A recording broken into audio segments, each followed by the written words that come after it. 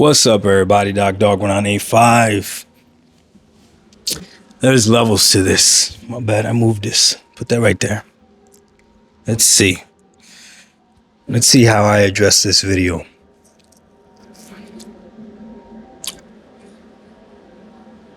No console required for either platform. You don't need a console to play PlayStation games.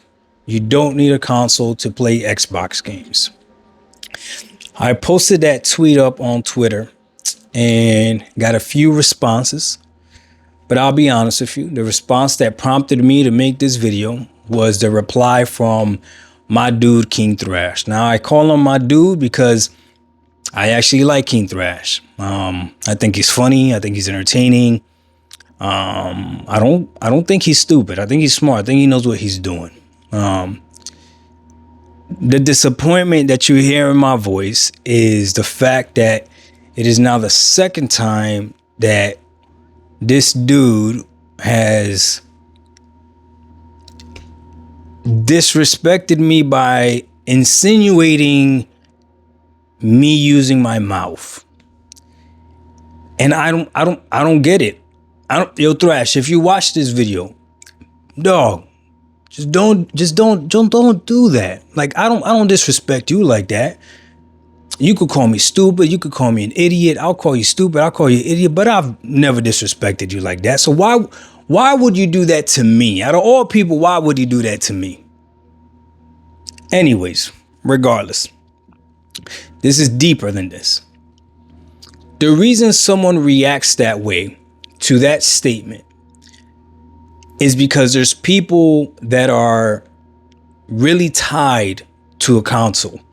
Their console really is part of their identity. I'm not saying that in a bad way. I'm not trying to be funny. I'm not trying to demean anybody. I'm being serious. I'm being serious. Listen to me.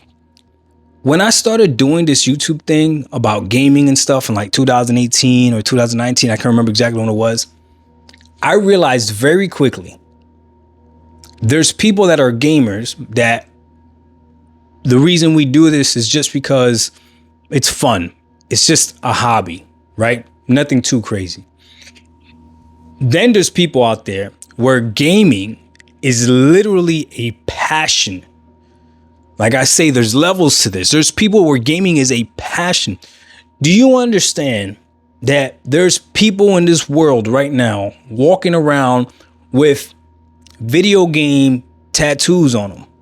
And again, not knocking anybody. It just, video games mean that much to them. Oh, my man, I get it. I get it. When I started making this YouTube channel, one of the critiques that I got was that I wasn't a hardcore gamer. And I remember making fun of that because it's like, what is a hardcore gamer? People in the community know that we used to call each other hardcore sweater knitters because that's hilarious. Until some people from the sweater knitting community got into one of my videos, and apparently there's people that are hardcore sweater knitters, right? But they don't call themselves that. But essentially, that's the only hobby that I heard that term hardcore sweater knitter or a hardcore gamer, whatever. Never heard somebody say I'm a hardcore golfer. I'm a hardcore fisherman. I'm a hardcore pool player. No, it's either you're a professional or we all are doing this casually as a hobby. Right? But I understand there's different levels to this. So console gaming is woven into the fabric of gaming, period. And I would venture to guess, I might be speaking out of ignorance right now, but I would venture to guess that most PC gamers probably came from a console background, right? So I get it. Now, when I put that tweet up, King Thrash says, what type of gamer would be excited for this? I mean, people want to say that I flip-flop and all this other stuff, but I've been about cloud gaming for a while now. And there's no secret. I don't need to hide it. My favorite cloud service, streaming, whatever you want to call it, platform for me was Stadia. And I still got my Stadia. Shout out to MM2K who put me up on Stadia, okay? Now, here's the deal with Stadia. Stadia got destroyed by the community because even though there's other cloud streaming services, like there's Luna, right? There's xCloud, right? There's GeForce Now as well. Stadia was the one that was trying to infiltrate the living room, which means they were trying to threaten that console space. To console gamers in the gaming community, that became a problem. That became a problem. Little did we know that the PC world had already been streaming. Things like Boosteroid, GeForce Now they were using as well. They had already been streaming. It wasn't a problem, right? Steam Link had been a thing, right? So they've already been streaming and remote playing, all that stuff. Okay. But for the console gamer, Stadia represented a threat to the console and to the living room space. That's why when you even see people talking about PC in the living room, people are talking about, well, I like to play on my couch in the living room. They can't even fathom putting a PC in the living room. And then when you tell people, no, you can put a PC in the living room, and there's plenty of people that play with PCs in the living room, they try to make excuses as to why it's not optimal, as to why it doesn't work, and all this other stuff, right? Because again, it's threatening that console space. And console gamers, not all of them, but a lot of console gamers are really tied to that identity of the console.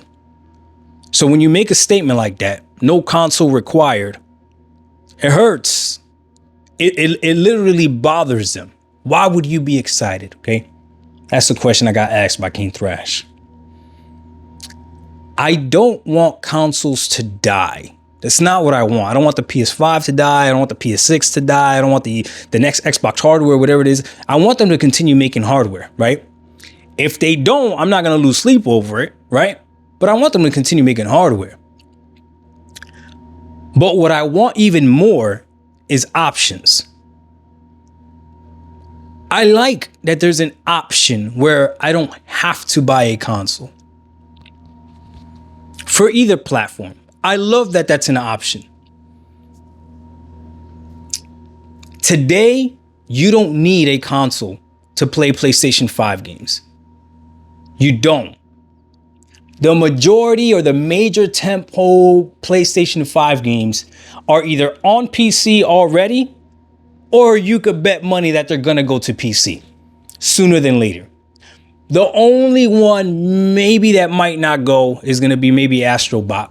And that's shout out to my man Lono that said on one of his streams that it might be because of the DualSense implementation and all that other stuff, even though you could use DualSense on a PC as well. But I mean, that means that someone would have to buy Astrobot and then buy a DualSense as well just to play that one game, which doesn't really make sense. Now, I haven't played Astrobot myself like that, so I don't really know how intensive it is with the DualSense. If there's other stuff you need to do or whatever.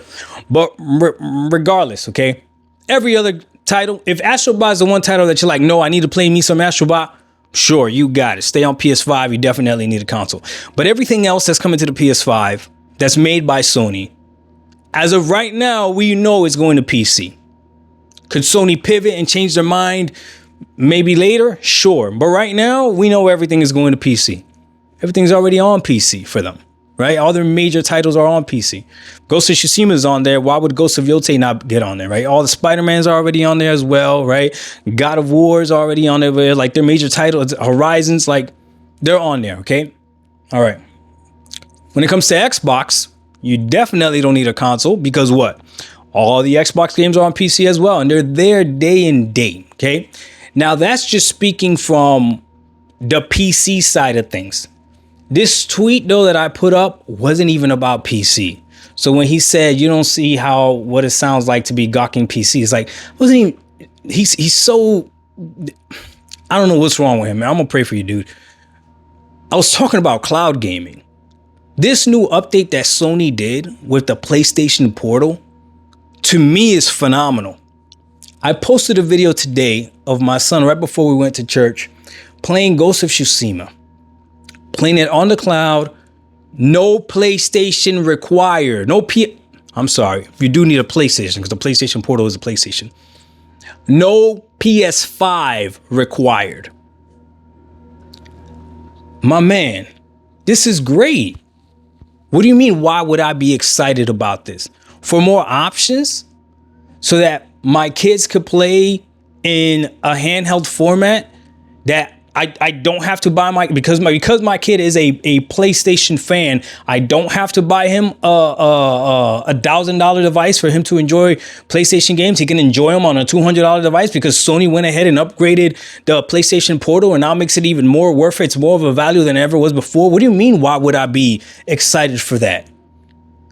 Like, you would have to be.